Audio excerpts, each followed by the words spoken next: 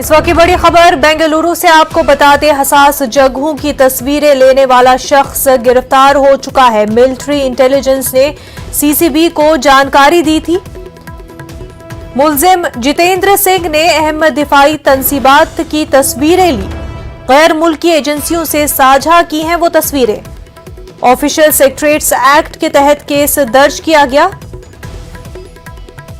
Indian panel code के तहत कार्रवाई की जा रही है। तो आपको बता दें कि इंडियन पिनल कोड के तहत कार्रवाई की जा रही है। हसास जगहों की तस्वीरें लेने वाला शख्स गिरफ्तार किया जा चुका है।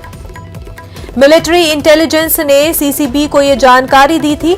मुलजिम जितेंद्र सिंह ने अहम दिफाई तंसीबात की तस्वीरें ली थी, गैर मुल्की एजेंसियों से वो तस्वीरें साझा की थी।